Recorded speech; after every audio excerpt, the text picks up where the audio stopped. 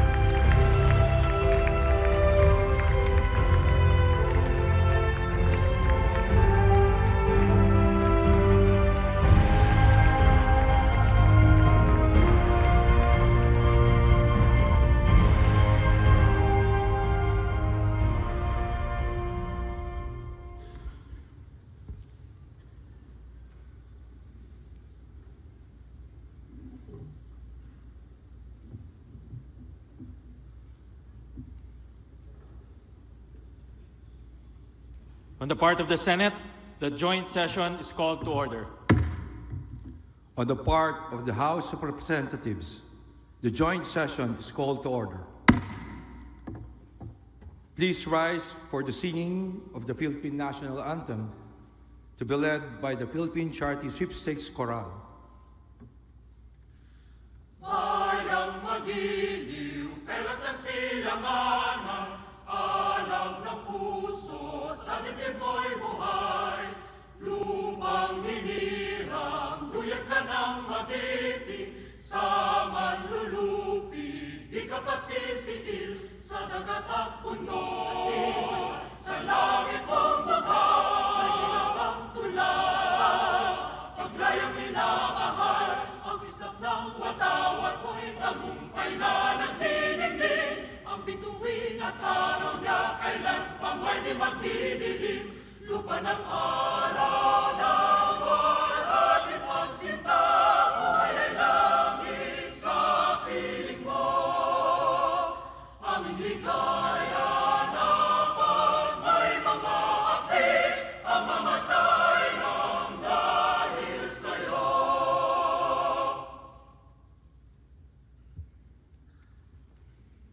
Please remain standing for the awiting panalangin to be performed by Ruben Don Diego Laurente.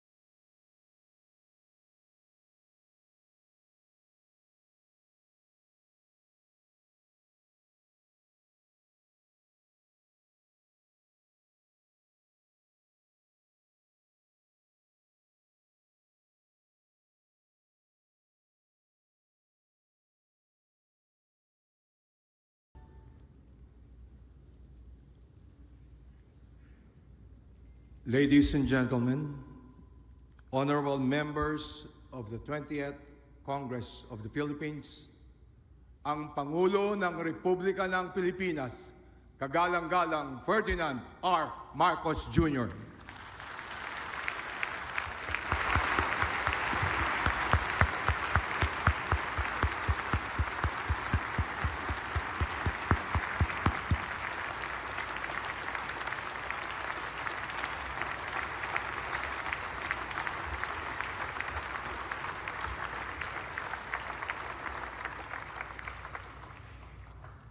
Former President Gloria Macapagal Arroyo, Senate President Sherwin Gatchalian, and honorable members of the Senate, House Speaker Faustino D. III, and honorable members of the House of Representatives, Chief Justice Alexander Gesmundo, and honorable justices of the Supreme Court, His Excellency, the Most Reverend Charles John Brown, and esteemed members of the Diplomatic Corps, Executive Secretary Ralph Recto, and honorable members of the Cabinet, First Lady Luis Araneta Marcos, other distinguished guests, ladies and gentlemen, good afternoon. Mga kababayan ko, naririto ako muli upang tuparin ang ating katungkulan at magbigay ng ulat sa inyo tungkol sa estado ng ating bansa at sa mga ginagawa ng inyong pamahalaan. 1 taon na ang nakalipas mula noong huli akong tumayo rito upang ilantad ang katiwalian na nadiskubre namin sa mga flood control project. Gaya ng aking ipinangako sa inyo, nagsagawa tayo ng malawakan at malalimang investigasyon na walang pagkikiling kahit kanino man. Masusi nating sinuri at sinundan kung saan tayo itinuro ng ebidensya. Lahat ng kailangang gawin ay ginawa natin upang matuntun ang punot dulo. Mayroon ng mga unang nakasuhan at nakulong, mga kontratista, matataas na opisyal, pati na mga mambabatas. At dumating na tayo sa punto na ayon sa Ombudsman ay malapit na ang paghain ng patong-patong na kaso labang sa dating speaker. Masakit man sa akin ito, ngunit kailangan nating gawin ang tama. Hindi ako pangulo ng aking pamilya. Hindi ako pangulo ng aking kaibigan.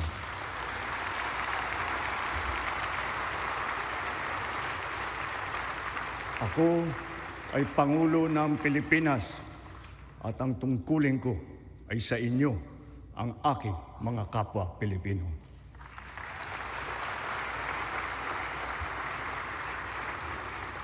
Kaakibat ng mga naisampang mga kaso, tiniyak ng inyong pamahalaan na mababawi mula sa mga nagsabwatan ang nakuha nilang pera ng taong bayan.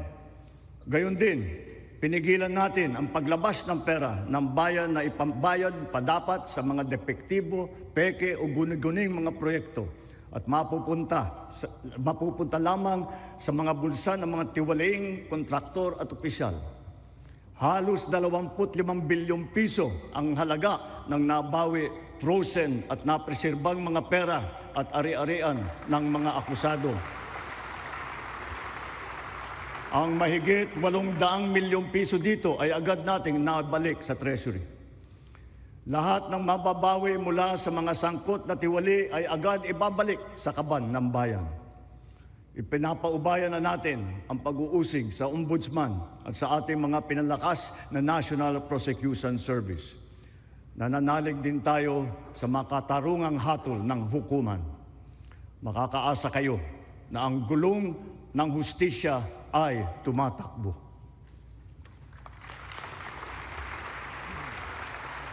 Sa kabila ng mga kaganapang ito, kailangan natin umusad tungo sa pagbabago. Nakatulong ang lahat ng mga ulat at hinaing ninyo sa isumbong na Pangulo. Ang inyong pagbabantay at pakikialam sa pamahalaan ay ang susi sa paglaban sa katiwalian. Ang reforma sa DPWH ay nagsimula na.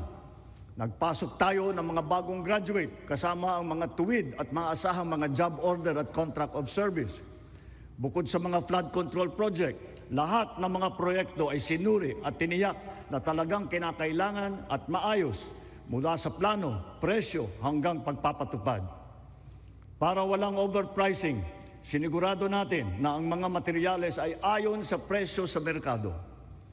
Bantay sarado ang bawat proyekto at ang nakalaang pondo sa transparency portal, integrity chain at katuwang na ang mga civil society organization. Mula nung tumama sa ating bansa ang epekto ng giyera sa gitnang silangan, nagdeklara tayo agad ng State of National Energy Emergency. Iisa ang ating misyon, uplift, ang iahon ng ating nahihirapang mga mamamayan. Ang lahat ng mga ahensya ay inatasang magtipid at pagtuunan mabuti ang mga programa na mas mahalaga sa pagtugon sa mga epekto ng krisis. Ibinuhos natin ang pondo kung saan karapat-dapat at mas kinakailangan sa mga pangunahing serbisyong ramdam at tiyak na makakatulong sa ating mamamayan. Ang pera ng taong bayan na muntik mapunta sa bulsa ng mga tiwaling opisyal ay naisalba natin. At sa halip na nagamit natin ay nagamit natin sa mabuti at para sa tunay na kapakanan ng mamamayan. Ibinaba natin ang karagdagang halos 58 bilyong pisong pondo sa mga lokal na pamahalaan para mas mabilis at mas malawak ang paglingap sa taumbayan. Mataas ang tiwala at kumpiyansa natin sa mga lokal na pamahalaan. Ito ay paghahanda na rin para sa mas marami at mas malawak na serbisyo para sa kanilang mga nasasakupan. Nagsimula tayo doon sa mga direktang naapektuhan ng kaguluhan. Ang pagsaklolo sa ating mga kababayang OFW na naipit sa digmaan. Mahalagang misyon ito ng pamahalaan. Gayong lagpas 2.2 milyong Pilipino ay naghahanap buhay sa Middle East. Simula nung naputok ang gera, mahigit 12,000 kababayan natin ang ating naiuwi sa bansa na ligtas.